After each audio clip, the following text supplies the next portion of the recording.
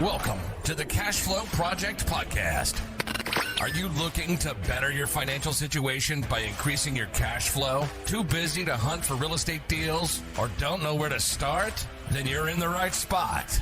Join us as we dive in and talk about investing for cash flow using multifamily real estate.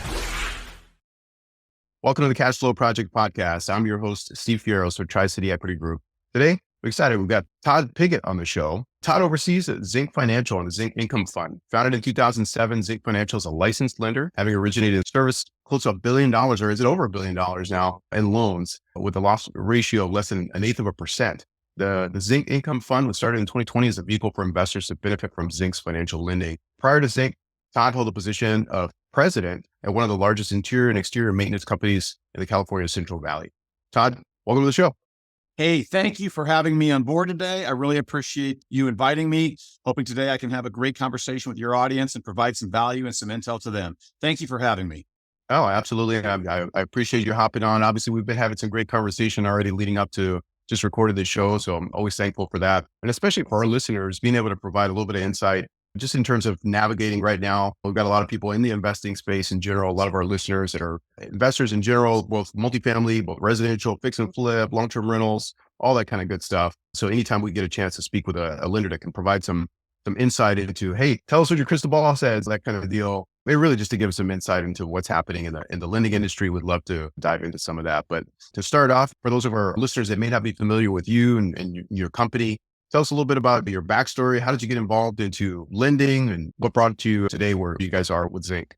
Well, a high overview. I was born and raised in Southern California, moved to Central California, I don't know, probably when I was 13 or 14. I've always been kind of an outdoorsy guy, enjoyed the outdoors, mountain biking, road biking, and working outside. So I always had a fascination for construction. I played water polo in high school. Unfortunately, we ended up on welfare at that point in life. And I ended up at Fresno State where I could not afford my tuition and books at that time.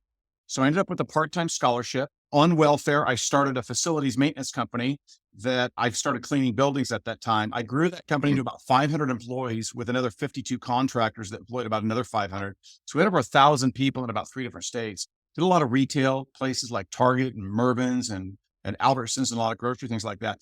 And I did that while I was completing my undergraduate work in finance and construction. So I finally graduated during that time with my construction degree. I continued on with my facilities maintenance company. I was in an auto accident. I almost lost my life with my 3 kids. I was back in 05, 06 issue. And I decided at that point, the maintenance company was not something I enjoyed. I did that out of necessity coming off of welfare. That was not something that I particularly enjoyed. It was 7 days a week, 24 hours a day, very, very difficult business to run. When I was in that auto accident, I decided to make a change. And that change is, what am I passionate about? Absolutely passionate about construction and finance. I love it. I don't want to own a bar. I don't want to own a car lot. I don't want to own a grocery store. I love construction. I love finance. And so at that time, I sold my company, my facilities maintenance company, to a private equity firm out of New York. And then I went into Zinc full time. That's when Zinc was founded. Zinc, Z-I-N-C, that's the first letters of my kids, Zachary, Nicholas, and Cameron.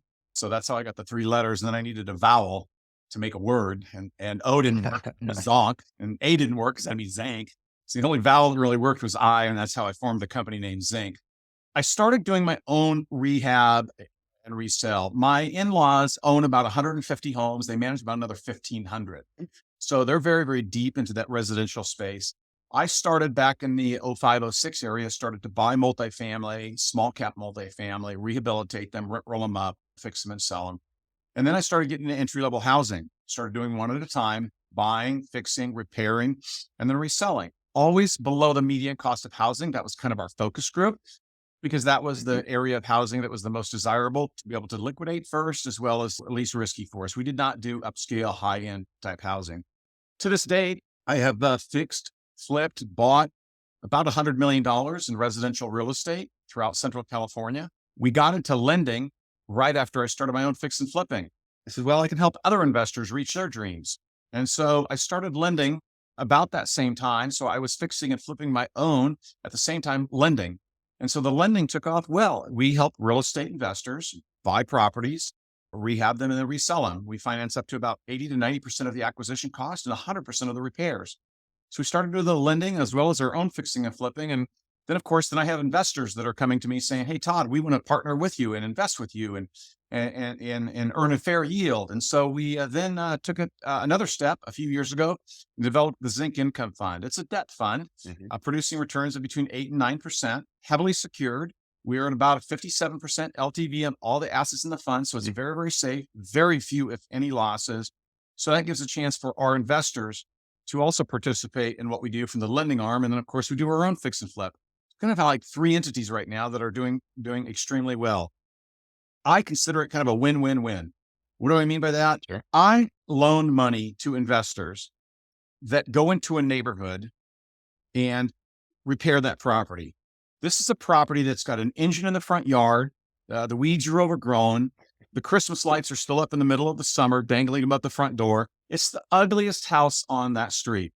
And so here an investor comes to that house and evicts the squatters and takes down the Christmas lights and fixes this house up. The neighbors love it.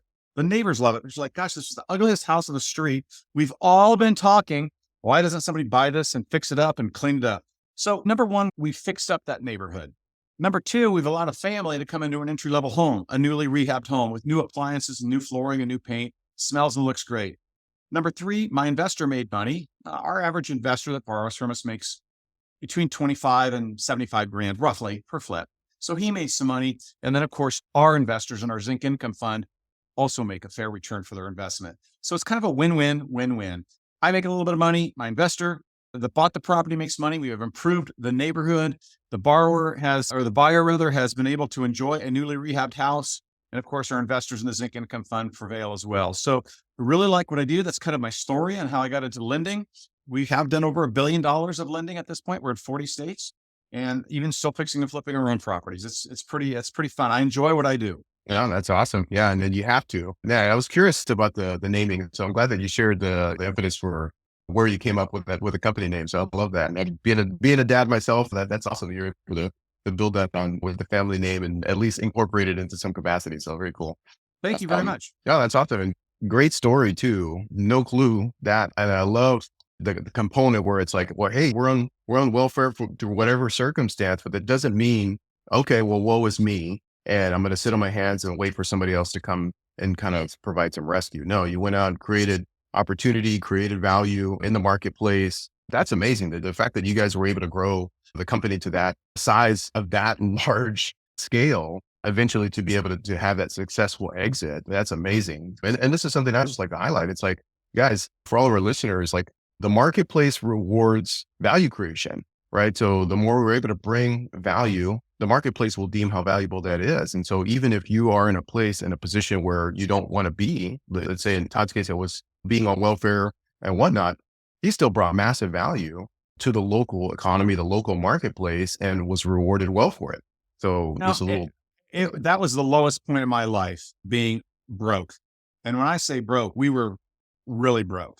No air conditioning. We lived in a very poor part of town. My mom was in tears every other day. We never had any gas for the car. The car was always broken. The washing machine didn't work. The roof leaked.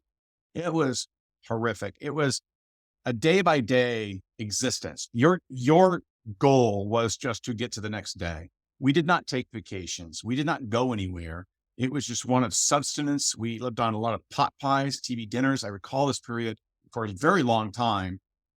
Not a fun period. The food was very, very boxed food, very, very processed food.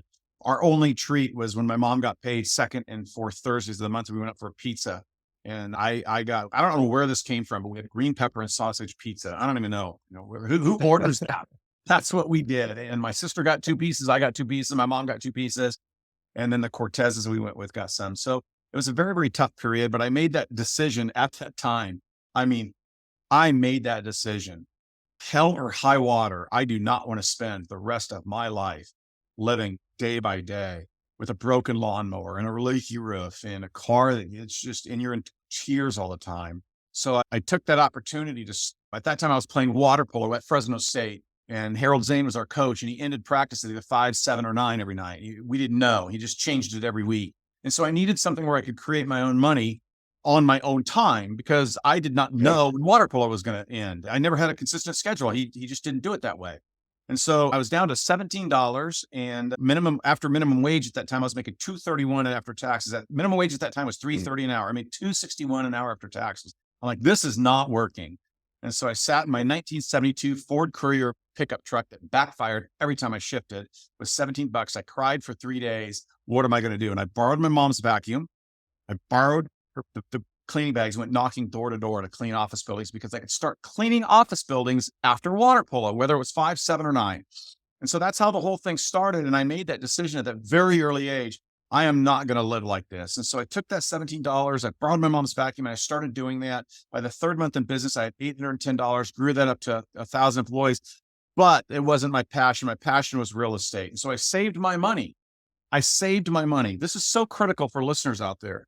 I did not buy the belts, the cars, the jeans, or the Nike shoes. I saved all of my cash and I reinvested it in myself for learning, and then also into an asset class that is going to provide yield and reoccurring compounding wealth building. So stay away from boats and jet skis and all this other stuff. I remember the day when I finally cracked 100,000 a year, 100,000 a year. I couldn't dream of making $100,000 a year. And literally at that time, I still had 2 more roommates. My share of rent was $235. And then we had a cable bill. I think it was $7 for that. And then some utilities. I lived on less than $800 a month, $9,600 a year. And yet I was making $100,000 a year. That other $90,000 I saved and invested in real estate. And so that real estate is something that's, to me, very, very important.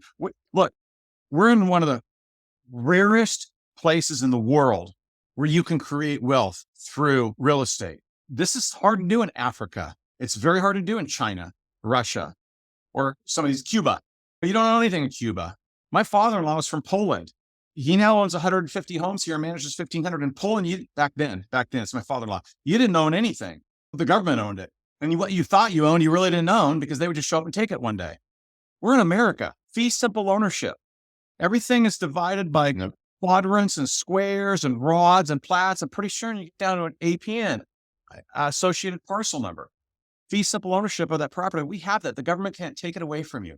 It's one of the very few places in the entire world where you can actually invest in yourself and invest in property and create wealth. And that wealth is compounding and then growing. And so I learned that pretty quickly that I didn't want to spend the rest of my life living like my mom. It was terrible experience. And so I started investing in yourself. You got to invest in yourself. First thing, before you even think about going anywhere. What do I mean by that? Your health. You got to eat right, buy an alarm clock, get up in the morning, exercise, do the right thing. That's the first thing you should start with. I argue with my pastor at church. We talk about priorities in life, and I argue with him that the first priority is yourself. You have to stay fit. You have to eat right. You have to get sleep, wake up, stay away from alcohol, stay away from drugs, stay away from negative, toxic people, get with the right people, get with the right mentors, get with the right development, take care of yourself. You got to build yourself first before you get into the other stuff. Once you've got yourself built, then you start building on the other things, which is assets that create value by compounding and create cash flow. And so I started doing that, whether it's fixing and flipping or rentals, or for me, lending and compounding my wealth that way, whatever. I stay in the real estate field. I found it to be fun, enjoyable, and the best way to create wealth in this country that we so fabulously live in. Yes, we have a lot of problems, but I'll tell you what, we still at least can own our property here, and that's not available in many parts of the world. And so I think that that's something that I've learned and tried to stick with throughout time. Yes, if I can, absolutely. If I can do it from $17, if I can do it from $17, you guys can do it too. 18 turned into 63 by month number 2, 810 by month number 3, and I was a millionaire at a very young age. And so, but invest in yourself and invest in real estate, I think.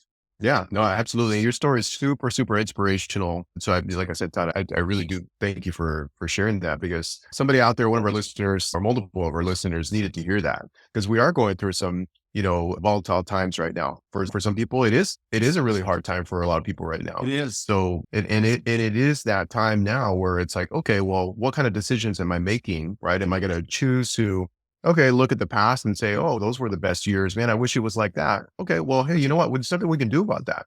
So at this point, you need to make a decision of, hey, what is my future going to look like, right? It doesn't have to look like today, but I've got to take some action now in order to make some changes so that my future looks better than my past, right? So I love how you dove in. You took action. Yep. You have to take action today, and it can still be done today. And some listeners may not want to hear this, but it can be done. And I'll tell you, I plot it for people. I show them how it could be done. Oh, there's no way I can't do it. Taxes, regulation, inflation, la, la, la, la, la. You can do it. Look, you go buy a car that's $5,000. That's your transportation. You go into an apartment or a 3-bedroom house and you rent one room. That's your rent. Your rent is $450 for one room and a 3-bedroom. You got a $5,000 car. And here's what you do. You can, if you make 50 or 60, 70 grand a year. Oh, Todd, I can never get there like you. I only make 60 grand. I can't get by. That is BS. Here's what you do. You got a $5,000 used car. You rent one bedroom. You shop at Walmart. You don't drink soda. You don't drink any alcohol. You drink Kool-Aid. That Kool-Aid is free. You drink Kool-Aid. Here's another thing you do. You buy food. Turkey at Walmart is 99 cents a pack. You can get it. Bologna. Bread is still $1.29 at Walmart. It is not fun, but you can buy sustenance foods at Walmart and get by for a couple $100s a month. So you've got a used car. You've rented a bedroom. You're buying groceries. Your entertainment and fun is this. You go to the park. You go to the lake. You go fishing. You do those things. You don't have an iPhone. You don't have headphones. You don't have any kind of expensive clothing. You don't have any of that. You don't even have cable. You don't have satellite. You have nothing. Your entertainment is jogging, riding a bicycle, going to the park, going to the movies. I talk about this all the time. And your rent is $500 a month. Okay. And you have a $5,000 used car. And I can get you and your family to live on $10 a day, food at Walmart, if you shop accordingly. It doesn't taste great. It's not super fancy. It's 3 cans of green beans for $1, and that might be your lunch, but it can be done. So now if you're making 70 grand a year, you're living on 10,000 a year. It's painful. It's not fun, but then you're saving 40 grand. In 36 months, you have $120,000 that you could invest. That does happen. It can happen. I did it. It can still get done today. With 120 grand, you can invest that 8 to 10%. Multifamily housing, fixing and flipping, or even lending with me. If you're an investor with me at 120 grand, you'd make 12 grand a year. And now you start compounding that and building it from there. So the people who are naysayers and say, it can't be done, I can't do what you did, la, la, la, you can. I can show you exactly how to do it. It's not fun, but your entertainment will be a park, a bike ride, or the lake. That's it. It's all free. And your food will be these things at Walmart that are $3 and $4 for $1. We've all seen them, and that does exist. So I did it. They can do it. It is still possible. And if it's possible anywhere, it's in this country that's possible. We can still own that piece of real property. Yeah, no, absolutely. And like that, just to Todd's point there, is it comfortable? No, but what's the alternative? If you don't make a change, you're going to be living that same, hey, I don't have anything spare, or I'm struggling, or I can't pay the bills or any of that kind of stuff. That will be your situation in perpetuity, right? So it's like, am I going to live like that? Am I going to live tight forever? No, it's for a season. It's so that you can develop these additional income streams that do start to compound, or you start buying income producing assets. It's for a season. Hey, I'm going to be uncomfortable now, so I don't have to be uncomfortable later, especially if you've got family, especially if you've got kids, because this is the kind of stuff that passes from generation to generation. If you're never willing to make a change, guess what? Mom and dad aren't willing to make the change. Guess what? What do the kids grow up with? Hey, they see, wow, this is just our lot in life. I can't make a change. That's their pattern of existence. And it's not a fun one. And so those kids emulate their parents. Those parents emulate their parents, and we don't get anywhere. So you're going to have to make a change. It's going to be uncomfortable. You're not going to like drinking Kool-Aid for the entire year, because you're not going to buy any soda, any alcohol, or anything else. That's what you get. Powdered milk. That's what you get. And so, oh, I'd never live like that. Well, it's for a season. It's 36 to 48 months. I can take anybody that makes $25 an hour, and in 36 to 48 months, you will have $100,000 of cash that you can go start your career with. It's very, very realistic. So it can still get done. We can do that here. We cannot do this in other countries. Look at Middle East right now. I mean, you cannot do that there. It is in complete upheaval, right? But you can still do that here. So yeah, absolutely. Absolutely. No, I'm thankful that we're kind of going in there, because there's definitely a part of, let's say, our listeners that are already doing great things for state. Like you and I both have, okay, we've got portfolios, we've got experience and all that kind of stuff. We're not necessarily fighting with that, but then there's also a huge part of like, man, how do I get going into real estate? Like, how do we even start? I don't even have enough money to pay the bills. Okay, well, we're telling you, this is how you do it, right? Like you make that sacrifice for a season. You make a sacrifice for a season. This is how you do it. You have to make that sacrifice for you're not going to have air conditioning for the next 36 to 48 months. We only had air conditioning from what, the 50s, 60s forward? I mean, for 2,000 years, humans just lived without air conditioning. That's great. That's great. You're not going to have air conditioning in your apartment for a while. I mean, that's just it. You're going to live on $50 utilities on necessity. That's how it's going to take, but you've only got to do it for a few years and you can get there. So that's a great reminder. That's a great reminder. Yeah, we are definitely spoiled these days. So no, that's a great reminder. Well, so a lot of what we're talking about for our listeners, a lot of what we're talking about right now, of course, is applicable to anybody, but of course, like specifically for those people that are looking to try and get started, trying to get some momentum, trying to get something going, trying to get out of the rut maybe that they're in, and want to create a brighter future for themselves, for their family. For our people who are a little bit further down the road, have made some good decisions, have already kind of passed through some of those valleys and come to a point where, okay, hey, now I do have some money to invest. How are you helping, let's say, investors now kind of navigate some of those waters, right? We've been in this tighter lending environment. Obviously, yeah. Yeah. So I work with two classes of people. I work with these entry level borrowers that are just trying to get started, that are going to buy their first house, fix it and flip it and sell it and make some money. I deal with them. I also deal with the ultra high net worth. One of my investors worth 400 million. I've got another one with 100 million. I talked to another guy yesterday, Al, out of Long Beach, who made his fortune in the textile industry. He's worth $90 million. So I deal with both spectrums. And for my buddy Al, who lives in Long Beach, who made his fortune in textiles, $90 million. How I help those people is, I think the most important aspect of their wealth is preservation, absolute preservation.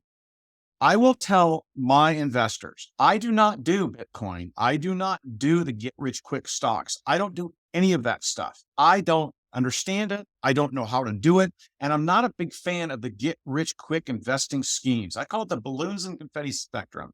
So I don't believe in that book of how to flip and grow rich. I don't believe in that. I have not been able to figure that out and master it. And I'm a multimillionaire, but I did not come up the path of get rich quick. So to my investors that invest in Zinc Income Fund or in Zinc Financial, preservation of capital is our number one priority. You worked hard. I worked hard. We both worked very hard for money. I post $500,000 in my fund in cash. I'm a first loss position before any of my investors lose a dime. That is a big step to take. So I'm very, very careful about preservation of capital for my wealthy investors who invest in the Zinc Income Fund. Preservation of capital is number one. Ease of extraction and liquidity of the asset is number two. Interest and yield is number three. So I believe in preserving capital. How do we do that? We take a first position lien on every single loan. So our fund is 100% secured. Number two, extraction of our capital base. And what I mean by that is we're in entry-level homes. I mean, any of those homes can be rented or sold. It's a very, very extraction asset that we can get out of. It's not a type of software.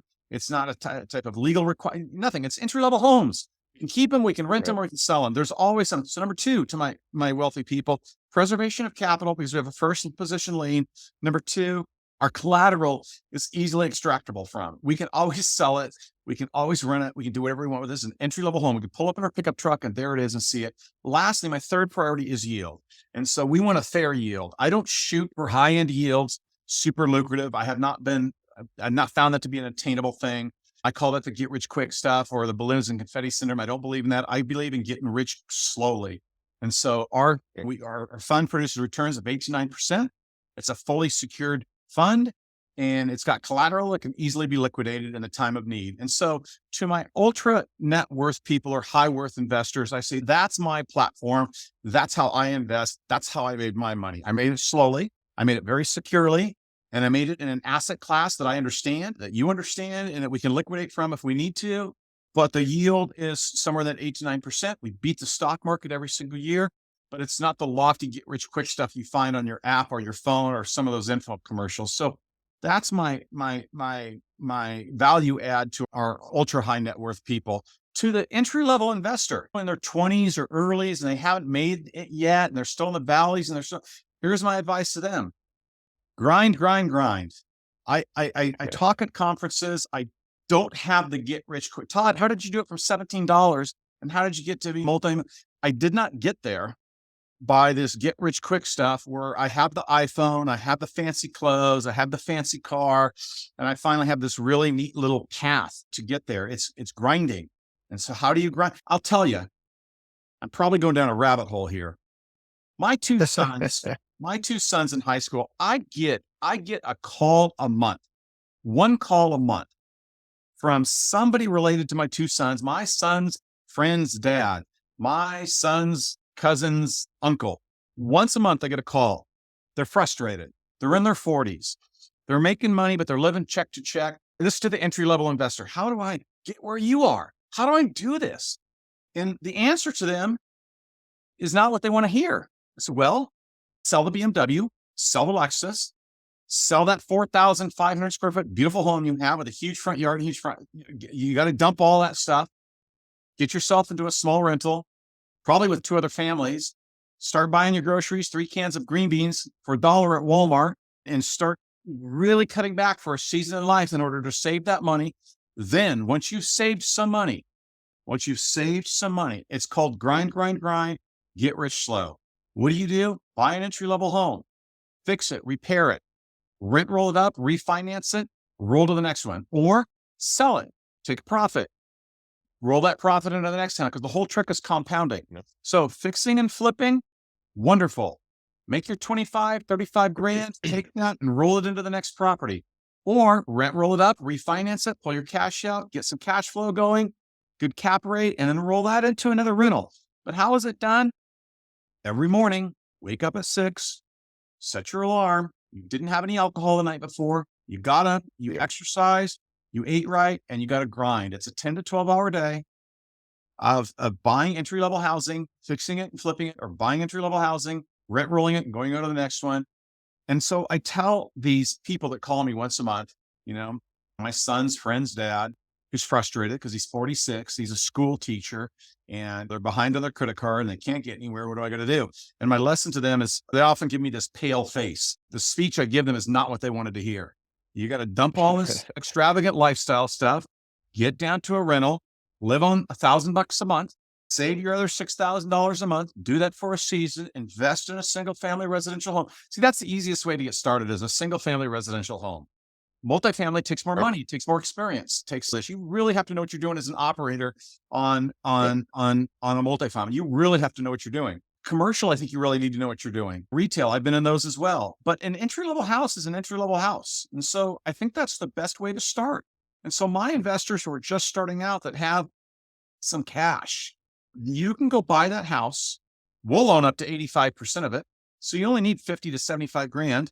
You buy that house, you fix it, flip it, sell it, or rent roll it up. Either way, that's your start. And so, but it is not what you think it is. Get rid of those get rich quick balloons and confetti books and the CD you bought at that seminar. It's all junk. You got to invest in yourself and invest in real estate and start slow, start small. And I think the best way to do it is probably with a single family residential house. Find a lender like us. Doesn't have to be us. It'll give you 80% of the acquisition cost. You start there and you roll that one into the next one, into the next one. And that's how you start. And if you disagree with me, I'd love to hear your theory on it. But that's kind of my approach to investors. My ultra net worth is about preservation of capital, extract an asset class that we both understand that we can liquidate from, and then yield. And to my entry level guy, start shopping for groceries at Walmart. You have no entertainment, you have no soda, you have no alcohol. You got to wake up early and grind it out and start with a single family residential house, fix it, flip it, sell it, make $1, and then go on to the next one. So that's kind of my theory. No, I love that. And what you'll find too, guys, is just to kind of piggyback onto Todd's advice there, especially for the investors just starting out, you will find as you're able to build momentum, you will want to start doing more, right? So again, it's that brief season where you're just like, well, I'm making a sacrifice. Trust me, it won't feel that way for very long. Because once you start building momentum, boy, you just start looking, well, what else can I do? How else can I go out and generate some more income, right? So that we can put into the investments and so we can get this going even faster. You will want to do more. So to anybody else that might be saying, well, I don't know how you guys can do that, man. You're making such a sacrifice. Oh, why would you? Don't worry about that. Don't worry about them. Don't worry about what they're going to say. Because guess what? They're going to be in that same boat in terms of not being able to pay the bills or not having any growth. If the guy at 46 is saying he's struggling as a deal, okay, guess what? All his other coworkers are going to be in that same boat in another 5 years. The guy who's making the sacrifice is going to be in a way better position in 5 years, putting in the work. 5 years is coming whether you like it or not. 5 years is going to come for you, your next door neighbor, kids, and me. It's coming whether we like it or not. So where do you want to be in 5 years? The same spot? Then continue in that same path and get your check and spend it all on stuff, by the way, just stuff, literally. Look at us all in this country. Stuff. Our garage, our closet, everything's freaking full in every single house. So continue to go that path. And that's okay if that's what works for you. It doesn't work for me. And it says, as radical as it sounds of what I said, as radical as it sounds, that is your best path to create wealth, is to sacrifice now. I'm not telling you to go live in a cave. I'm not telling you to move to Africa and live in Kenya. No, move into a freaking small rental, pack your stuff in there with another family, rent share, no air conditioning, and get rid of all the other stuff. And just for 48 months, you can have, if you're making 60 grand a year, I can get you a budget within 48 months. You'll have 100 to 150 to start your career off to financial success. But that's how it's done, guys. And I'm a living example of it, but it's not done I'm not a fan of the get rich quick schemes at these events. Flip and grow rich, or buy my CD and I'll show you how to do it. There is no CD. There is no balloons and confetti. There's no way to turn that around in 90 days. It just doesn't happen. It's a lot of work. It's flip and grow slow, grow well slow. That's the title. Flip and grow well slow. So, but that's not sexy. That doesn't sell. So they can't say that. That doesn't sell. And I do talk at conferences. I talk at conferences often. My last one is from 450 people on market conditions down in San Diego. I spoke in front of 450 people on market conditions and where I think the market is going. And so, but I speak at conferences that I think create value and provide value to people. When I find out that there's a CD salesperson or the balloons and confetti, I usually back out. I don't want to be affiliated with that because I don't think it's real. So the conferences that I go to are the ones that I speak at. They're very real. It's about providing value and trying to help somebody get to the next level. Very good. I love it. Well, Todd, I want to be, of course, respectful of your time, but at this point, this is kind of the part in our show where we transition to what we call our fire round. That's just a little more brief, just Q&A. Is that something you game for? Sure, absolutely. All right, let's do it. All right, what is the best book that you recommend, other than for us in real estate, right? The Purple Bible, Rich Dad, Poor Dad. Yeah, Rich Dad, Poor Dad. That's my book. Rich Dad, Poor Dad. That's my book. If it's not Rich Dad, Poor Dad, do you have another recommendation, or is it? I really don't. That's all right.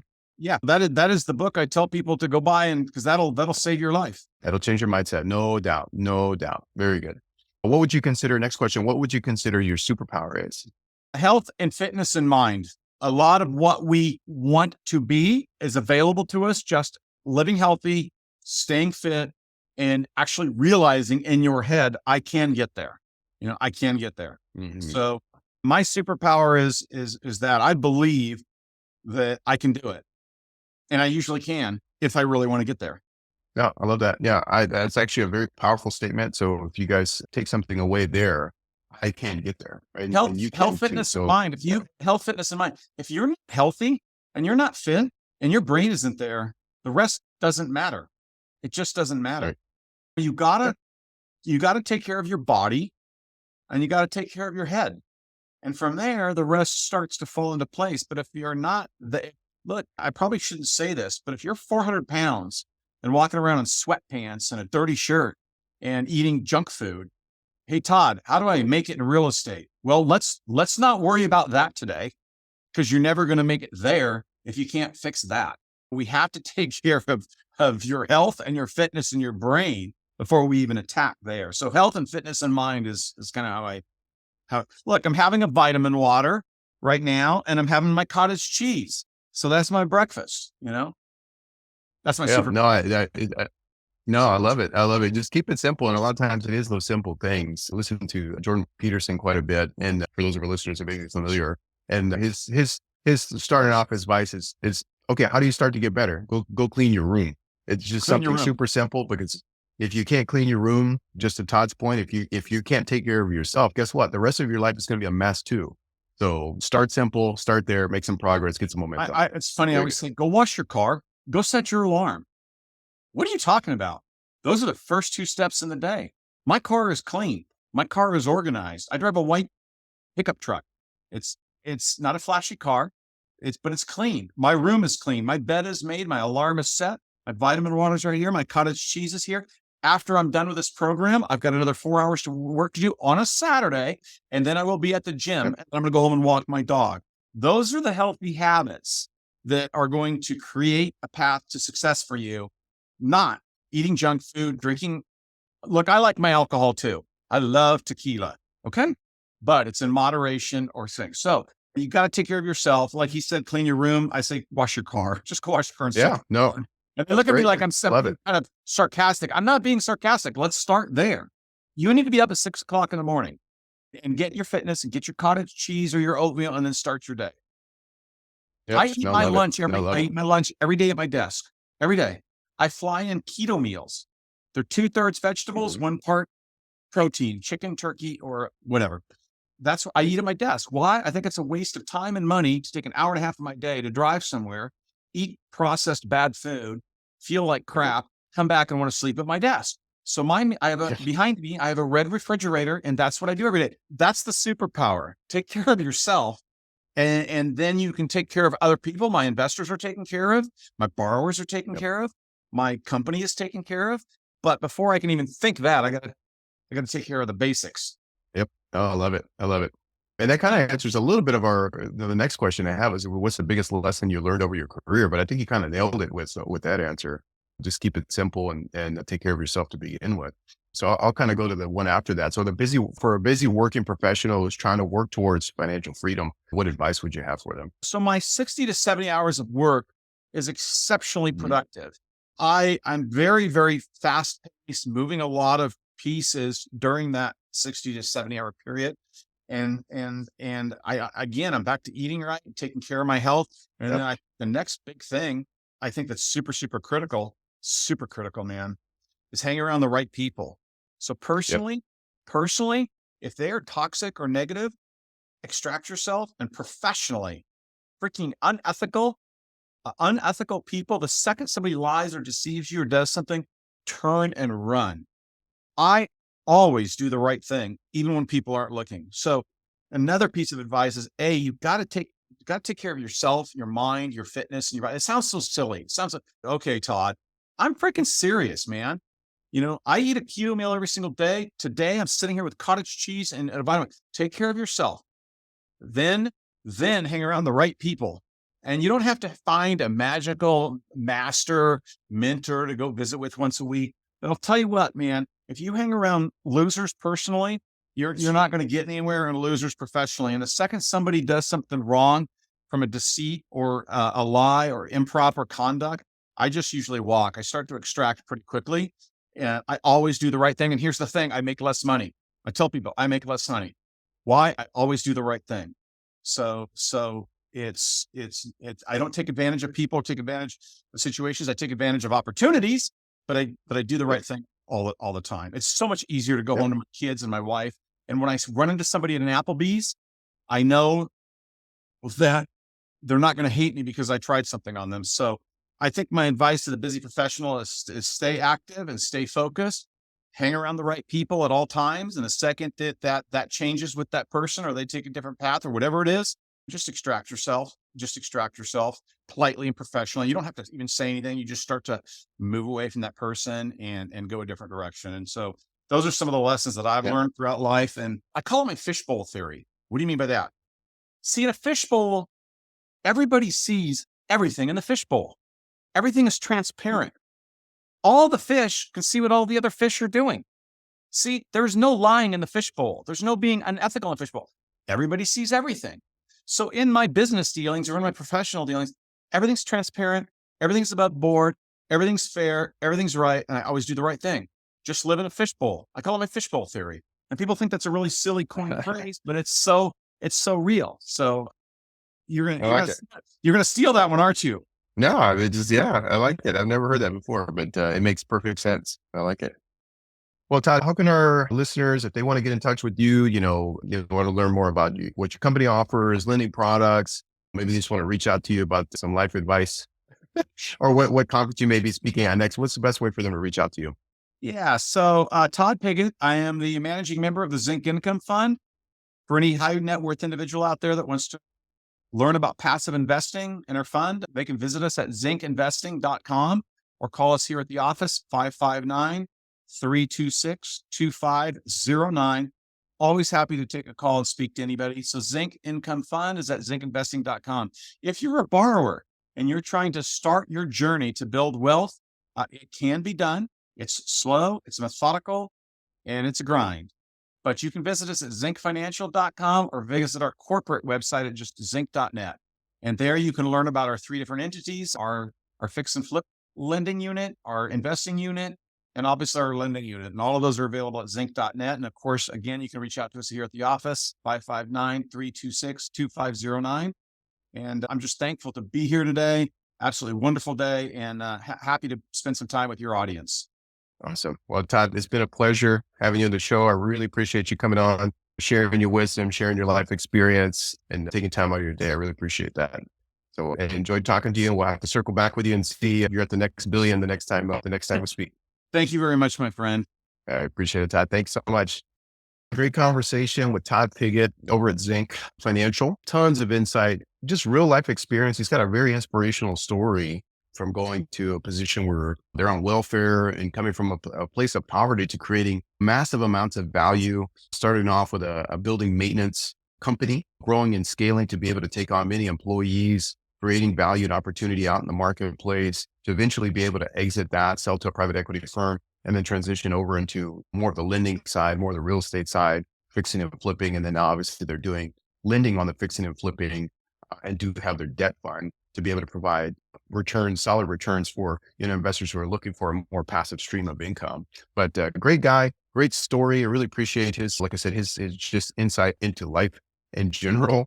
He said got a couple of different takeaways to avoid the balloons and confetti syndrome, right? So the easy, quick get rich schemes. He's got the get rich slowly is kind of more of his mantra. And I agree with that too. It does take work, takes sacrifice in the short term, the midterm, to be able to have long-term lasting success. More important now than ever. What a way to be able to tighten your belt. As he was saying, go wash your car, right? Go do the simple things. Take care of that first. Take care of your body, your mind, work on your mindset. I know you're doing that. If you're listening to this podcast and looking for ways to improve your personal situation. So I appreciate you guys joining us and taking time out of your day to get better. Guys, if you're interested in learning more about us, you can go to tricityequity.com. We're always working on deals, always being able to look to provide opportunities for investors to partner with us on multifamily assets. And we'd love to just be able to have a conversation with you. So reach out, go check out the site. If you guys are here locally, come join us at one of our monthly meetups. We meet up every month talking shop about multifamily investing in general, and just life. Doing life solo is it's just such a lonely path. And I don't think that you'll get where you're wanting to go if you're trying to do it solo. You'll find the best success being able to bounce ideas and to share experiences with other people who are going down that path of improvement. And you can find that at our monthly meetup. So make sure that you're making plans to join us at the next 100 Little Multifamily and more. You can find us on meetup.com, Bigger Pockets, Eventbrite, and you can find us at different avenues there. But make sure that you're making plans. If you're here in Honolulu, or if you're visiting, if you're coming out for a vacation or something like that, and you want to connect with us, we'd love to shake a hand, meet you in person. And guys, if you find our value in the podcast, make sure that you're sharing the show. We'd love to have a great 5-star review, but I think we'd love even more to get the message out, share these inspiring stories with other people. So we'd appreciate you guys sharing the episode, leaving us a great review. And if you didn't like it, that's fine too, but just let us know how and why, and how we can improve. But make sure that you're also subscribing and sharing the podcast wherever you're listening. All right, guys, that's going to be it for today. I really appreciate you guys listening, tuning in every episode, and we'll see you on the next one. Aloha. Go take some action.